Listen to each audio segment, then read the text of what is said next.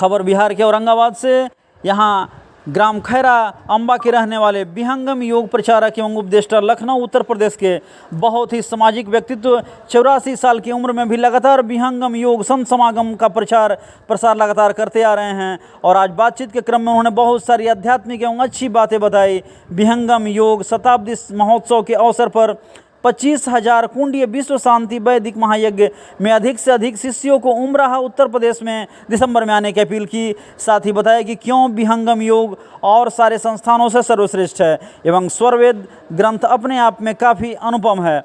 सद्गुरु सदाफल देव जी विहंगम योग के संस्थापक एवं स्वामी जी का ध्यान मात्र करने से बिगड़े काम सभी बन जाते हैं और अपना घर गृहस्थी संभालते हुए विहंगम योग में जितना समय भजन भाव और स्वरवेद के अध्ययन में मिलता है वह व्यक्ति सही ढंग से नित्य इसका अगर बंधन अनुसरण करता है तो निश्चित रूप से मोक्ष का मार्ग पाने में सफल होता है। यह सारी बातें जो है विहंगम योग में आज उन्होंने बातचीत के क्रम में बताई और बहुत सारी आध्यात्मिक और अच्छी बातें का जो जवाब जो है उन्होंने बहुत बेबाकी तरीके से दिया। और आज यह देखने ही बनता है कि 84 साल की उम्र में भी विहंगम योग का लगातार प्रचार प्रसार में ये कोई कसर नहीं छोड़ रहे हैं और इन्होंने ये ठान लिया है कि लगातार जब तक शरीर जो है इसमें प्राण है तब तक विहंगम योग के प्रचार में लगातार ये बने रहेंगे। आइए जानते हैं कि बातचीत के क्रम में उन्होंने क्या कुछ बताया। विहंगम योग में लोग क्यों जुड़े और यह और सारे योगों से सर्वश्रेष्ठ कैसे है यह धर्म? विहंगम योग सर्वश्रेष्ठ इसलिए है और लोग इसलिए जुड़ेंगे कि इसमें इतनी सहजता है कि सहज वे में हम सारे प्राकृतिक कार्यों को संपादित करते हुए माता पिता की सेवा, गौ की सेवा, लोगों से पूरे व्यवहार पक्ष जो है मनुष्य को इतना बदल जाता है कि वह ऐसे ही आदरणीय हो जाता है। तो हमारा व्यवहार पक्ष तभी होगा कि जब विहंगम योग से हम जुड़ेंगे, विहंगम योग की साधना करेंगे। और इसमें सबसे बड़ा चीज़ ये है, इसमें किसी तरह का कोई भी व्यवधान नहीं है कि आप ये काम मत कीजिए, वो मत काम कीजिए, जंगल जाइए, गुफा में बैठिए, साधना कीजिए, तपस्या कीजिए। गृहस्थ आश्रम में रह करके सारे गृहस्थ आश्रम के पवित्र कार्यों को करते हुए हम अपने माता पिता, गौ सेवा, संसार की सेवा, अरे इतना तक कि हम अपने परिवार को जो समझते हैं कि हम परिवार को चला रहे हैं, परिवार को देख रहे हैं, हमें क्या ताकत है कि मैं परिवार को चलाऊंगा? वह तो चलाता परमात्मा है, वह सद्गुरु चलाता है, उसके कृपा से चल रहा है सब। हम तो माध्यम हैं। हम जो अपने पत्नी बच्चों की सेवा करते हैं वह भी सद्गुरु की सेवा है, सब सद्गुरु के हैं। सुख शांति सबको मिले यह उपदेश हमार, सारा विश्व हमारा है, हम हैं सब संसार। यह स्वामी जी की उक्ति है, स्वरवेद में आपने कहा सब संसार स्वामी जी का है। फिर हम, हमारी पत्नी कहाँ से हो गई, हमारे बच्चे कहाँ से हो गए? हम सारे जो अपने जीवन काल में जो भी कार्य करते हैं सब सद्गुरु की सेवा है। तो कितना आसान योग है यह।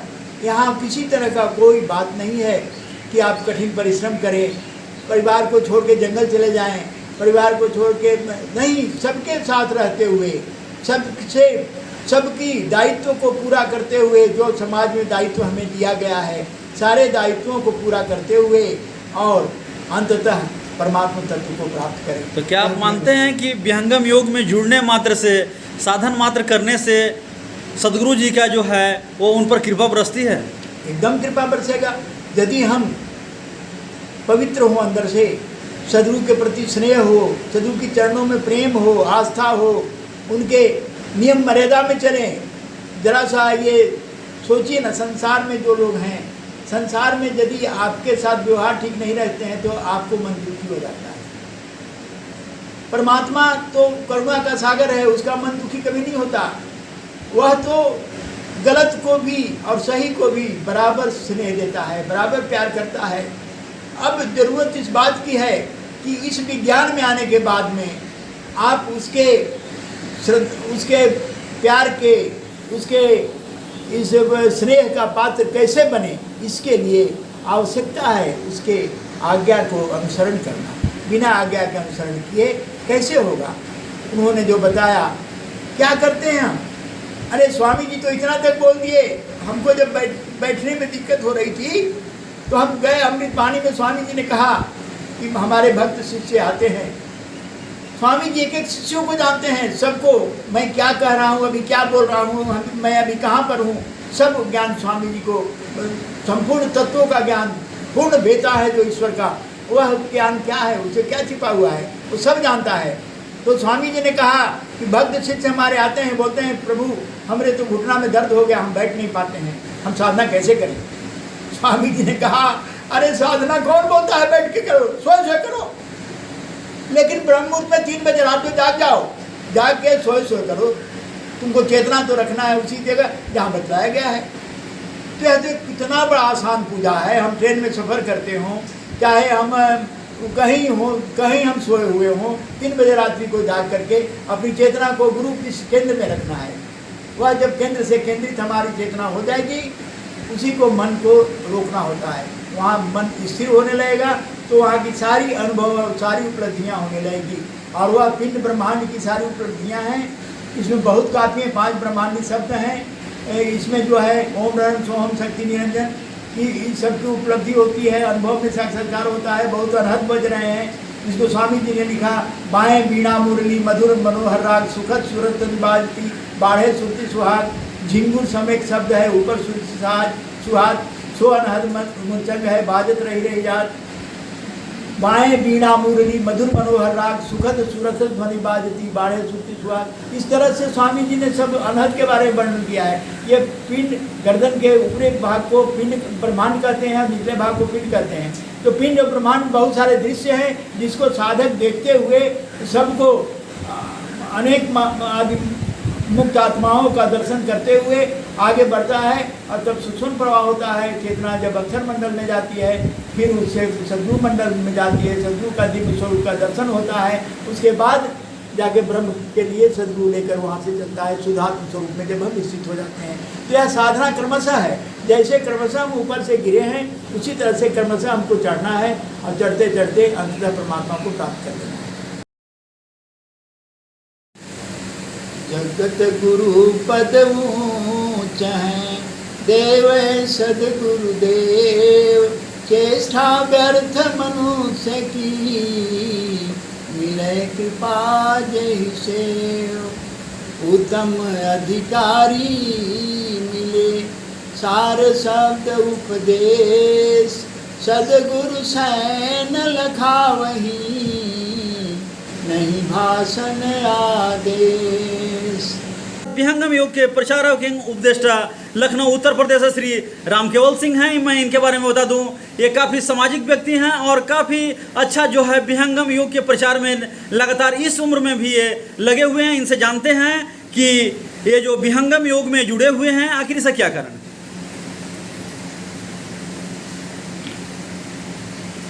इस विहंगम योग एक अलौकिक योग है, जो पूरे भूमंडल में विहंगम योग के जैसा दूसरा कोई योग नहीं है।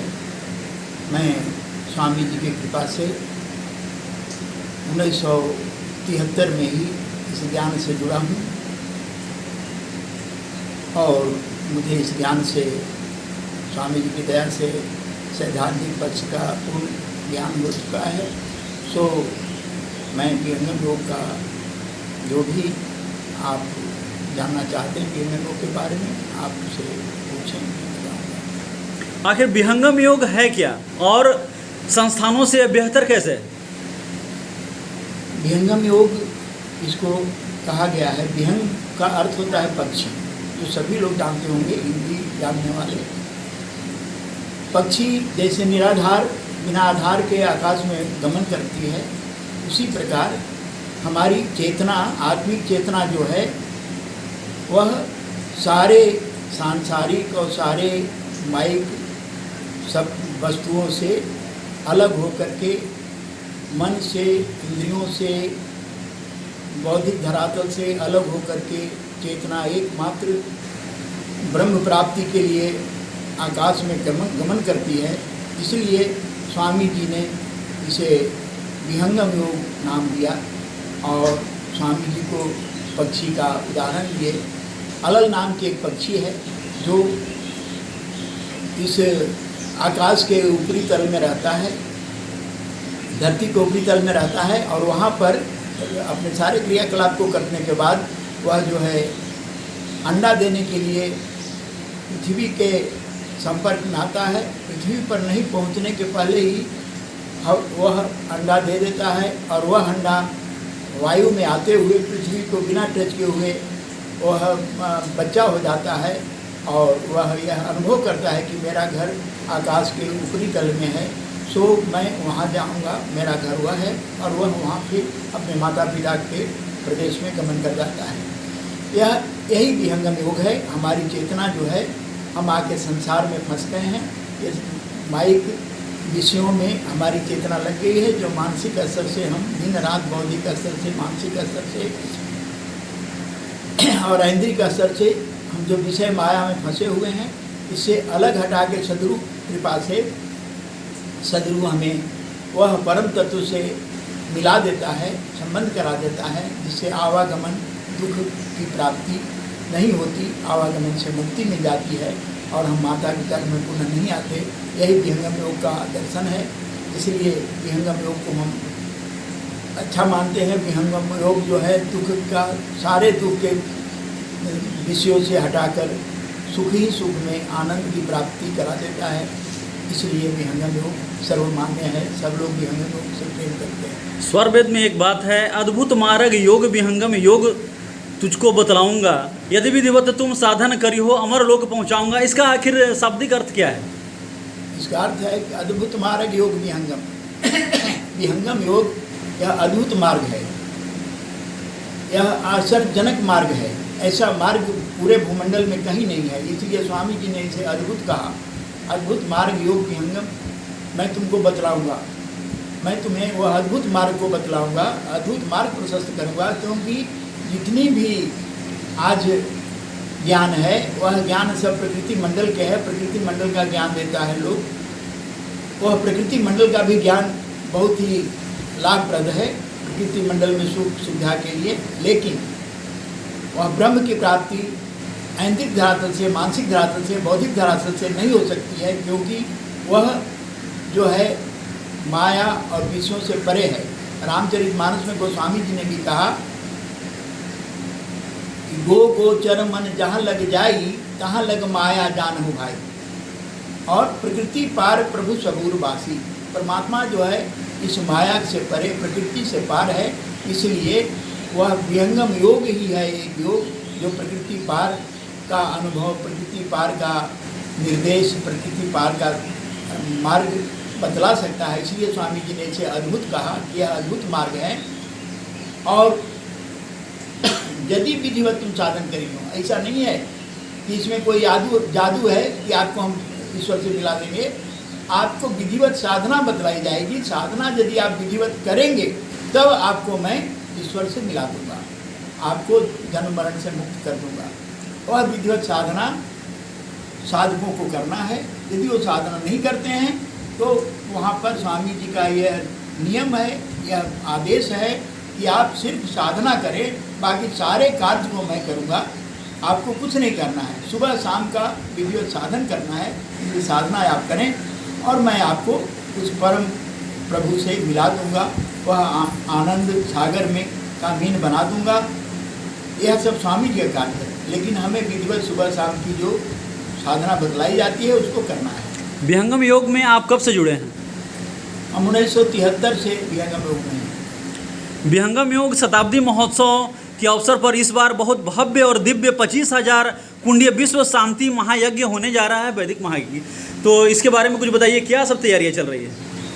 हाँ, पूरे आज विश्व में इसके लिए तैयारी चल रही है। जो लोग इस ज्ञान से जुड़े हैं और जो लोग नहीं जुड़े भी हैं, जिनको मालूम है कि स्वरवेद क्या है, स्वरवेद महामंदिर क्या है, इसके बारे में स्वरवेद महामंदिर 7 आश्चर्यजनक चीज़ पूरे भूमंडल में है, विश्व में है। ये 8वां आश्चर्यजनक चीज़ स्वरवेद महामंदिर धाम है। यह भी एक आश्चर्यजनक मंदिर है जो विश्व का अद्वितीय मंदिर है। विश्व में ऐसा मंदिर नहीं है। इसमें स्वरवेद महामंदिर में 20,000 साधक एक साथ बैठ के साधनारत हो सकते हैं। 20,000 साधकों का यह साधन स्थल है, यह स्वरवेद महामंदिर। जो अभी निर्माण कार्य पूरा नहीं हुआ है। अभी निर्माण कार्य चल रहा है और बहुत ज़ोरों से चल रहा है। पूरे विश्व स्तरीय युद्ध स्तरीय इसमें कार्य चल रहा है, क्योंकि 17-18 दिसंबर को इसका उद्घाटन है और यहाँ पर पूरे विश्व के लोग आएंगे। विश्व के इसमें जितने हैं विदेशी लोग, वे लोग भी अभी से ही प्लानिंग कर रहे हैं आने के लिए, और विश्व के लोग यहाँ बराबर आएंगे। और यह आगे चल कर के स्वर्गवेद महामंदिर धाम में कम से कम 5 करोड़ भारत के बाहर के लोग, विदेशी लोग 5 करोड़ हर साल आएंगे वहाँ स्वर्गवेद महामंदिर में विजिट करने के लिए।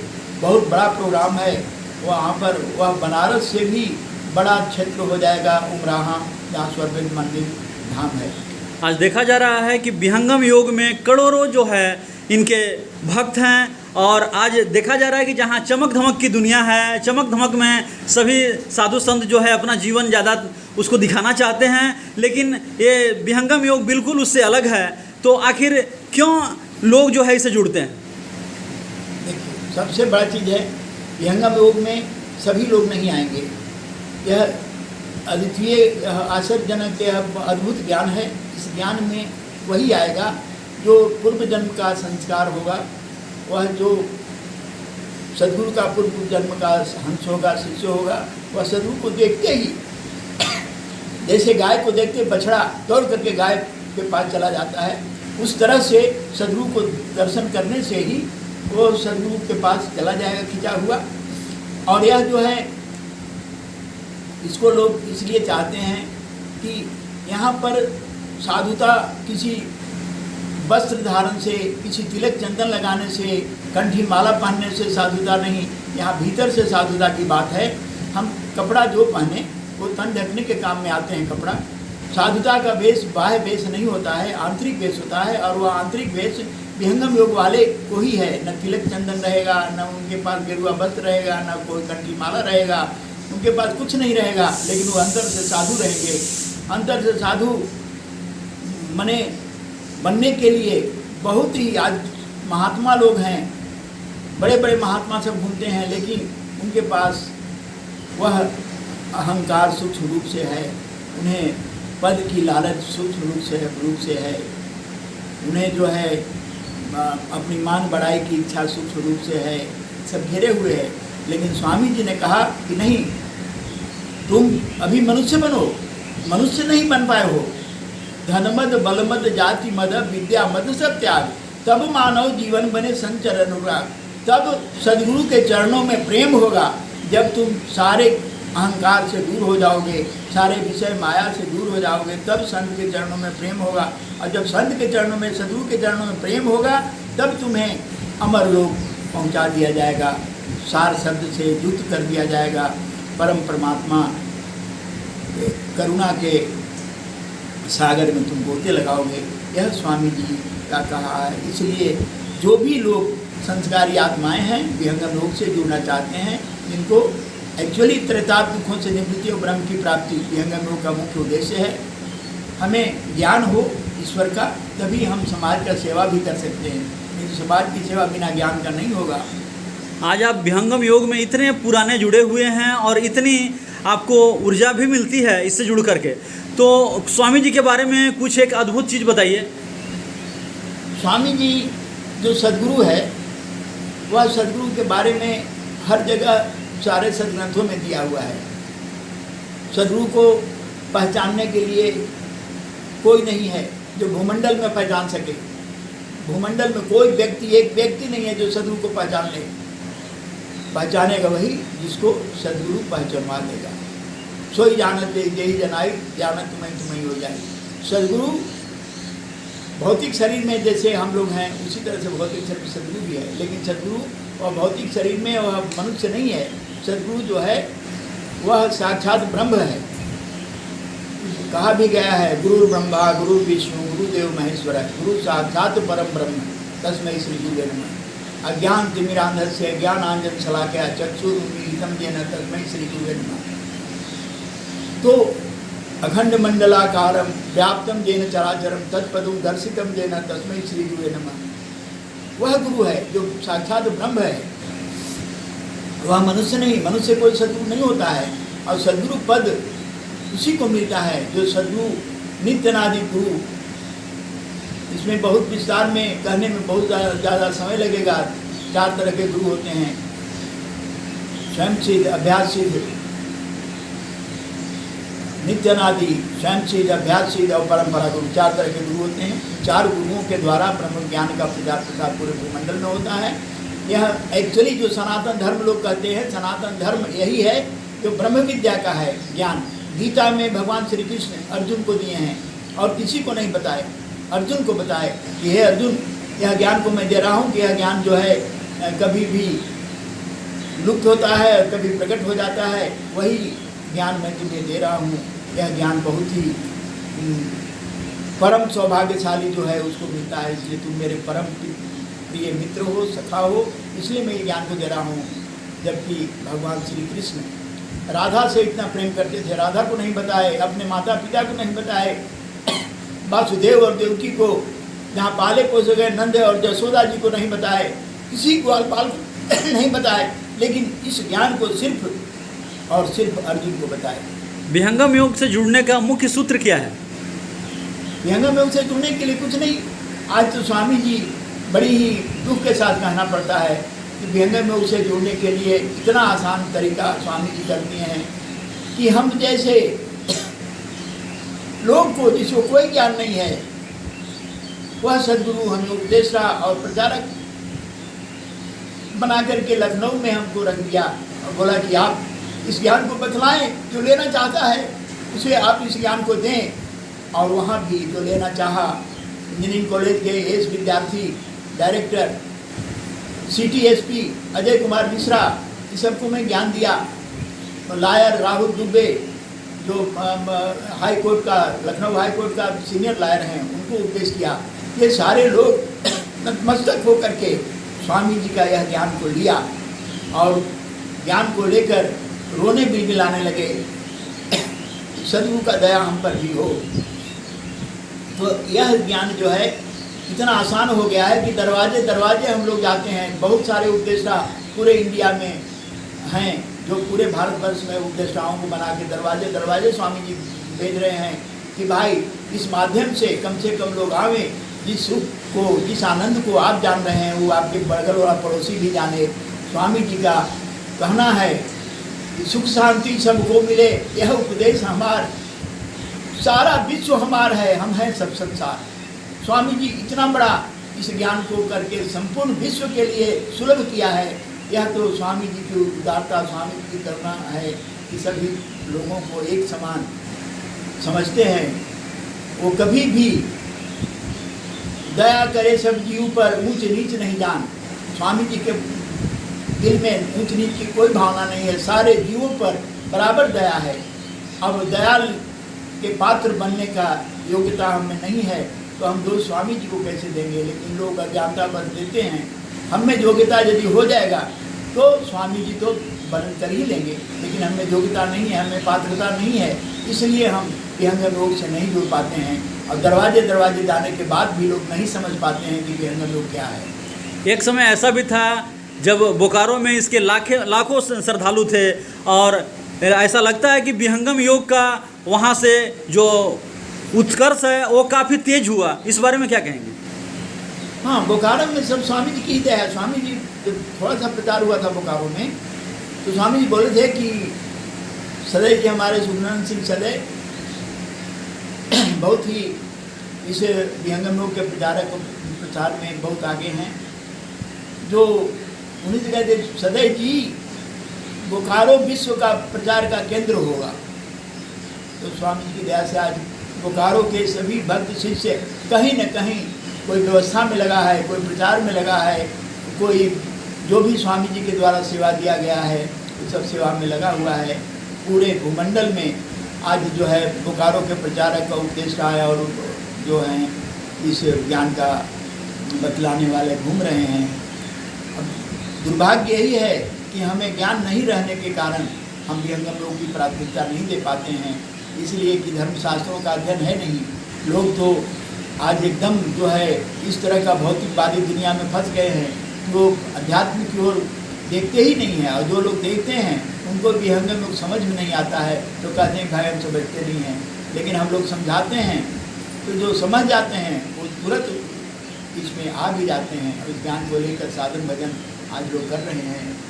बड़े बड़े अधिकारी, बड़े बड़े मिनिस्टर, MLA, MP जो समझ गए वो आ जाते हैं, लेकिन जो नहीं समझे वो गरीब से गरीब आदमी भी नहीं आ पाता है। लेकिन हम लोग का काम यही है कि हम लोग सब क्या करके हम लोगों के बारे में बतलाएं, सबको कहें, और उसी कार्य में हम लोग गए हुए हैं। ऑनलाइन भी प्रचार हो रहा है, ऑनलाइन में सब लोग स्मार्ट मोबाइल से लोग को यहाँ से इस ज्ञान को वो बतला रहे हैं, लोग दे रहे हैं, उनको आकर्षित कर रहे हैं इस ज्ञान में कि साधन अभ्यास कीजिए, आपको जो भी सुख शांति है मिलेगा, लेकिन साधन अभ्यास कीजिएगा तब। यह मोबाइल के द्वारा भी किया जा रहा है। विहंगम योग से जुड़े रहने के लिए या जो लोग जुड़े हुए हैं, क्या संदेश देना चाहेंगे? इसमें सिर्फ संदेश एकमात्र अध्यात्म का सम्राट जो है, विश्व पूरे भूमंडल का सम्राट सद्गुरु है, ब्रह्म विद्या का मार्तंड सद्गुरु है। जैसे सूर्य के आने से रात्रि का नितांत भाव हो जाता है, अंधकार दूर हो जाता है, प्रकाश फैल जाता है, उसी प्रकार ब्रह्म ज्ञान का सूर्य जब उदय होता है, जब सद्गुरु का प्राकट्य होता है इस धरती पर, तो ज्ञान जो है इस ज्ञान को सद्गुरु द्वारा आलोकित किया जाता है पूरे विश्व में, तो सारे विश्व के लोग वैसे महान आत्माएं आलोकित होती हैं, उनको महान आत्माओं को स्पर्श करता है यह ज्ञान, और बेचैन हो जाते हैं सभी की शरण में आने के लिए। तो यह ज्ञान इस तरह की है, इस अध्यात्म जगत में विश्व का संपूर्ण भूमंडल का सम्राट सद्गुरु होता है। वह सद्गुरु के जिस दिन सद्गुरु आपके आ जाएगा, आप पर दया सद्गुरु का हो जाएगी, उसी दिन आपका कल्याण हो जाएगा। मेन सद्गुरु ही सम्राट है विश्व का, इसलिए सम्राट यदि खुश होगा तब विश्व का कल्याण होगा। इसलिए विश्व के सम्राट सद्गुरु है, अध्यात्म वेता है। सद्गुरु को प्रसन्न करने का यही प्रक्रिया है, जुड़े रहने का, विहंगम योग और जुड़े रहने का कोई प्रक्रिया नहीं। साधन अभ्यास जो बतलाई गई है वह गुरु के नियम मर्यादा में चलना, नियम आदेश पालन करना, तभी उस शिष्य उस साधक का कल्याण होगा और तभी वह जुड़े रह सकता है, नहीं तो बहुत लोग आए और गए। एक आखिरी सवाल, दोहा के साथ जो है स्वर वेद में सबसे बेहतरीन दोहा जो है उसके बारे में आप जो है थोड़ा सा बताएं, और उस दोहा के साथ जो है गुनगुनाते हुए उसको अंत करें। हाँ, जैसे कि साधना के लिए तो मंत्र है, गायत्री मंत्र है, उसको जाप करना है, ईश्वर से प्रार्थना ही है, कोई स्वरवेद का दोहा नहीं पढ़ना है। ध्यान करने के पहले स्वरवेद का पाठ करना आवश्यक है। स्वरवेद का 11 दोहे का, 21 दोहे का, या जितना आप कर सकें कर लें। पाठ करने के बाद स्वरवेद का एक एक दोहे में करंट है, उसमें जैसे बिजली का करंट छूने से किस तरह का जो है अनुभूति होती है, उस तरह से जब स्वरवेद पढ़ेगा एक साधक, तो स्वरवेद को पढ़ने से उस तरह का करंट एकदम पूरे शरीर में आएगा। और एक एक दोहे में करंट है स्वरवेद का दोहा जो है बहुत इम्पोर्टेंट दोहा है। और ईश्वर की प्राप्ति कैसे होती है, स्वामी जी ने लिखा है, हमको यह दोहा बड़ा पसंद लगा, इसलिए हम अपने मकान के दीवार पर भी अंकित करवा दिए हैं यह दोहा। प्रेम बिना साधन नहीं, बिन साधन नहीं नाम, नाम बिना मुक्ति नहीं, भक्ति न अभिचल काम। कैसे? जैसे नावन जल बिन चल सके, गाड़ी कन्हेल, साधन बिन अनुराग के, होत हुआ नहीं खेल। ये दो दोहा जो है यह संकेत करता है कि अध्यात्म में जो तुम्हें आगे बढ़ना है तो प्रेम रखो। प्रेम इतना प्रेम होना चाहिए, बिना प्रेम के साधना नहीं होगा। जैसे न गाड़ी चल सकती है बिना लोहे का, नाव बिना पानी का नहीं चल सकता है, उसी प्रकार बिना प्रेम का ईश्वर की प्राप्ति नहीं होगी, बिना प्रेम की सद्गुरु की प्राप्ति नहीं होगी, बिना प्रेम का साधन नहीं होगा। सारा कार्य प्रेम पर है। इसीलिए कबीर साहब ने कहा कि पोथी पढ़ पढ़ जग हुआ पंडित हुआ न कोई, 2.5 अक्षर प्रेम का पढ़े सो पंडित हो।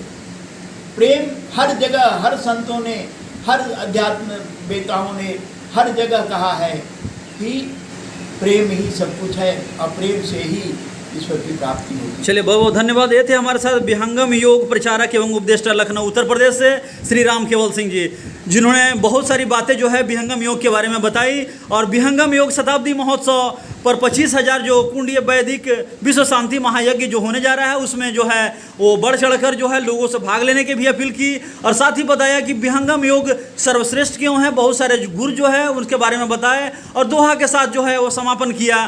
और उन्होंने बताया कि सभी संगठनों से, सभी जो है वैदिक चीज़ों से यह जो स्वर वेद का जो ग्रंथ है वो अपने आप में काफ़ी अनुपम है। इसमें स्वामी जी ने बहुत सारी बातें बताई है कि कैसे एक व्यक्ति को बिल्कुल जो है सरल भाव से जो है एक मोक्ष का जो मार्ग है वहाँ तक पहुँचा जा सकता है। और इसी क्रम में स्वर वेद है लगातार जो है भक्तों को जोड़ रही है। और इसी क्रम में आज इनसे बातचीत हुई और बहुत सारी बातें बताई। धन्यवाद। जय सद्गुरुदेव। विहंगम योग का उमराहा में शताब्दी महोत्सव के अवसर पर 25,000 कुंडीय विश्व शांति वैदिक महायज्ञ जो हो रहा है, तो आखिर इतना बड़ा महायज्ञ क्यों हो रहा है? वहाँ उमराहा स्वर्वेद महामंदिर धाम विश्व का द्वितीय धाम तो है ही, जहाँ 20,000 साधक लोग एक साथ बैठ के साधना करेंगे। वह सदगुरु का बहुत बड़ा विस्तार वह कार्य है। तो वहाँ पर वैदिक हवन यज्ञ जो 25,000 कुंडीय जो यज्ञ हो रहा है, उसका भी कारण है, बहुत बड़ा लाभ है उससे। अमेरिका के वैज्ञानिकों ने शोध किया था कि आखिर ये हवन में इतना सामग्री जलाया जाता है, घी इतना जलाया जाता है, क्यों जलाया जाता है। तो उन लोगों को मिला कि ओजोन लेयर जो है आकाश से क्षण करके सूर्य की किरण जो धरती पर आती है उसमें छिद्र हो गया है और वह बहुत बड़ी बेचैनी का कारण था वैज्ञानिकों का। संपूर्ण विश्व का विनाश हो जाएगा यदि छिद्र बढ़ा तो ओजोन लेयर से नहीं छन कर आएगा सूर्य किरण, तो जल जाएगा सब। तो उन्होंने देखा क्या कि अमेरिका में जब वैदिक हवन यज्ञ हुआ था तो धुआं जो है जा रहा है वैदिक हवन यज्ञ का, वो उस जहाँ पर ओजोन लेयर का फर्क है वहाँ पर उस होल को, जो होल हो गया है, उसको मिनिमाइज कर रहा है, उसको कम कर रहा है। तो यह देख के वैज्ञानिक लोग अवाक रह गया कि विहंगम योग का वैदिक हवन यज्ञ कितना महान यज्ञ है, जो कि संसार को विनाश की ओर से हटा करके और जीवन प्रदान करने वाला है विहंगम योग का हवन। और इसीलिए इतना बड़ा हवन यज्ञ 25,000 कुंडीय यज्ञ जो होगा उसका अपार धुआं हो जाएगा और ओजोन लेयर क्षेत्र को मिनिमाइज करते हुए अंततः बंद कर देगा। इतना लाभ वैज्ञानिकों ने साबित किया है, कितना लाभ वैदिक हवन यज्ञ से है। तो लगता है कि वैदिक हवन महायज्ञ से जो है वातावरण को भी काफ़ी फायदा पहुंचेगा। वातावरण पे पूरे विषैले कीटाणु नष्ट होंगे। बहुत बड़ा यह आम की लकड़ी का हवन क्यों लिया जाता है, यह लखनऊ में वैज्ञानिक लोग पूछा था कि आप लोग आम की लकड़ी ही क्यों जलाते हैं या सब लोग जलाते हैं क्यों, तो उसमें बोला, हम बताया था कि देखिए आप लोग वैज्ञानिक हैं, आप लोग जाके तो सोच कीजिए क्यों होता है। आम की लकड़ी उन लोगों ने जलाया, सिर्फ हवन नहीं किया। वो आम की लकड़ी के धुआं से वो लोग सोच किया तो देख रहा है कि जितने भी इन्वायरमेंट में विषैले कीटाणु हैं वो नष्ट हो रहे हैं धुआं से और अच्छे कीटाणु जो हैं सब सेव हो रहे हैं। ये देख करके लोग अपने आप, उनको सवाल का जवाब मिल गया कि वास्तव में आम की लकड़ी ही क्यों हवन में डाला जाता है। और हवन में जितने सामग्री डाले जाते हैं सब जड़ी बूटियाँ हैं, उससे पूरा इन्वायरमेंट जो है पवित्र होता है। इवन इतना तक कि गाय का घी का जो हम बत्ती जलाकर आरती करते हैं घर में, उस छोटा सा एक बत्ती जलाने से पूरे घर का इन्वायरमेंट को, पूरा घर के वातावरण को शुद्ध कर देता है। वो थोड़ा सा है इसलिए थोड़ा घर का करता है, बहुत मात्रा में करने से पूरे इन्वायरमेंट को शुद्ध करता है। ज़्यादा लोग इसमें कैसे जुड़े? ज़्यादा लोग यही सब सिद्धांत को पढ़ करके आगे, ये ब्रह्म विद्या के दो पक्ष हैं, एक है भ्रांतर भेद साधन और एक है ये बाह्य तत्व ज्ञान। बाह्य तत्व ज्ञान जो है जानने के बाद में मैंने प्रैक्टिकल नहीं किए, स्वरवेद को अध्ययन किए। इसीलिए स्वरवेद का प्रचार प्रसार हम लोग सोच रहे हैं कि पूरे विश्व में हो, घर घर में जैसे रामचरितमानस है उस तरह से घर घर में ये स्वरवेद रहे, स्वरवेद का पाठ करें तो रामचरितमानस से कहीं उत्तम। जैसे 4 वेद है उसे 5वां वेद स्वरवेद है। स्व माने होता है आत्मा, वेद माने होता है ज्ञान। तो आत्मज्ञान हमें जो है स्वरवेद से मिलता है, इसलिए इसका नाम स्वामी जी ने स्वरवेद रखा है।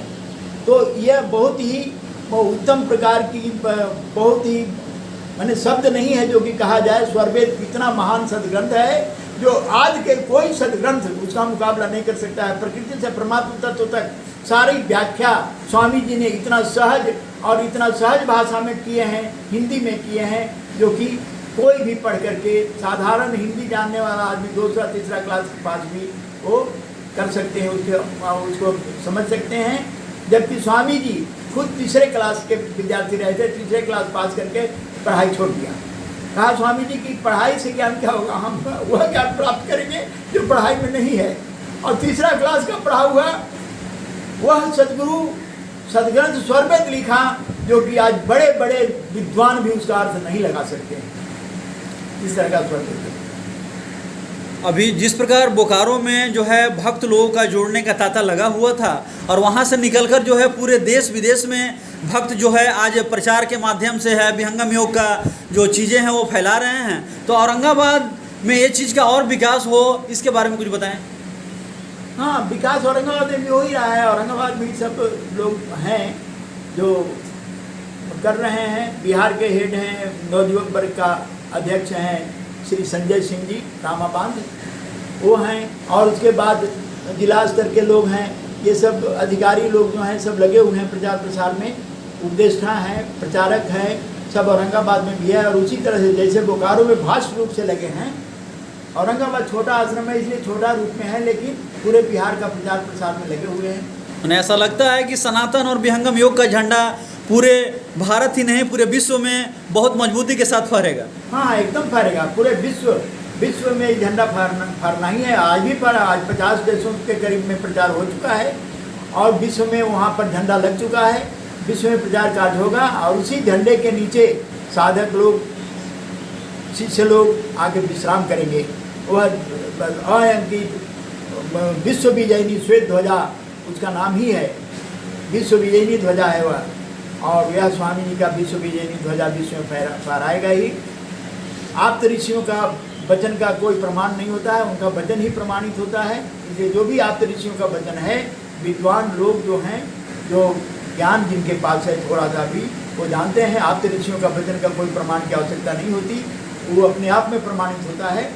आप तो काफ़ी पुराने साधक हैं, तो स्वामी जी ने कहाँ पर जो है ज्ञान प्राप्त किया?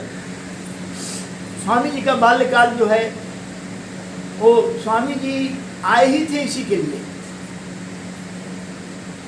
स्वामी जी ने कहा है कि मैं तो कुतूहल मात्र से मुक्ति द्वार से आए, वह ज्ञान बिसरा नहीं हंस उदाहरण आए। स्वामी जी ने लिखा है कि इस तरह से वो मुक्ति, वह ज्ञान बिसरा नहीं, मुक्ति द्वार का ज्ञान स्वामी जी को था, वहीं से आए और आकर के महारानी मुक्ति देवी के गर्भ में प्रवेश किए और वहाँ से उनका प्राकट्य हुआ। और उसके बाद बचपन से ही वो इस ज्ञान के प्राप्त करने के लिए बाल्यकाल से स्कूल भेजा जाता था, तो राहर के खेत में चले जाते थे, ईख के खेत में चले जाते थे, कहीं भी छिप करके बैठ करके साधना करते थे। इतना करते समय करते करते कुछ दिन के बाद नित्य एक बहुत बड़ा प्रकाश हुआ। स्वामी जी बोले, प्रभु कौन है आप? तो नित्यानंद जी प्रकट हुए और बोले कि आप जो हैं ऐसे साधना करें। और उन्हें कर्मशः साधना से बतलाकर, स्वामी जी तो स्वयं ज्ञानी थे ही, लेकिन यहाँ भूमंडल में आकर के नित्यानंद जी गुरु प्रकट होकर के उन्हें ज्ञान दिए। और फिर प्रकट होकर के स्वामी जी को गुरु पद स्थापित किए कि आप सदगुरु पद पर हैं, आपको प्रचार करना है। कितना बार स्वामी जी बहुत काफ़ी प्राकृतिक आपदाओं से घिर जाएं, गिरने के बाद वो जो है जाके रूसी आश्रम में बैठ जाए, बोले कि हे प्रभु हमसे प्रचार नहीं होगा, हम क्या करें? तो फिर वहाँ नित्यानंद जी को प्रकट हो और बोले कि नहीं, प्रचार तो तुम्हें करना है, इसी के लिए तुम्हें प्राकट्य धरती पर लाया गया है, तुम्हें एक ब्रह्म ज्ञान को प्रचार करना है। आज पूरा ज्ञान दूषित हो गया है, कहीं भी ज्ञान सच्चा ज्ञान नहीं है। इसलिए यह सनातन मार्ग का जो ऋषियों का ज्ञान है, वो जो वैदिक ज्ञान है, यह ऋषियों के ज्ञान का प्रचार प्रसार तुम्हें करना है। और तब स्वामी जी इसको फिर करते। स्वामी जी ने हिमालय में भी तपस्या धारण की क्या? हाँ, शून्य शिखर आश्रम में हिमालय में जाकर स्वरवेद की रचना वहीं हुआ है पूरा।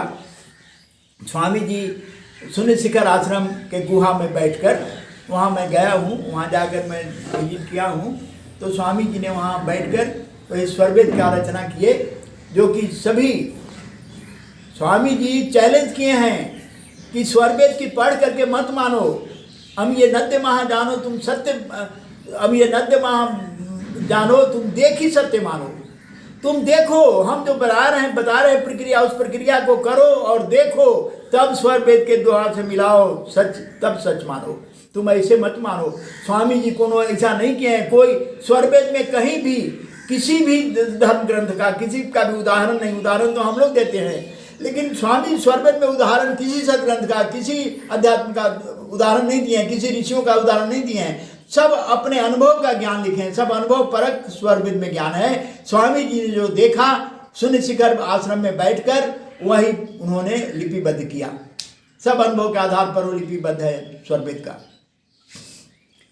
देखा गया है कि आज विहंगम योग में काफ़ी सारी जड़ी बूटियों से निर्मित जो है चीज़ें भी आज तैयार की जाती है, और इसी क्रम में काफ़ी सारे भक्त जो है उसका सेवन भी कर रहे हैं। तो कितना लाभ पहुंचता है? हाँ, इसमें सब लाभप्रद है ही। जितनी जड़ी बूटियाँ हैं सब वो वहाँ स्वामी जी के आदेश में, आज्ञा में सब बनता है, बनाया जाता है, और उसे लोग लेकर के लाभान्वित हो रहे हैं। लेकिन बहुत सारी बातें हैं जो कि जिस मर्यादा में हमको रहना है, हम आज मर्यादा भूल गए हैं। खान पान हमारा शुद्ध नहीं है, हमारा रहन सहन शुद्ध नहीं है, तो वह जो है जड़ी, वह जो है दवा कितना फ़ायदा करेगा?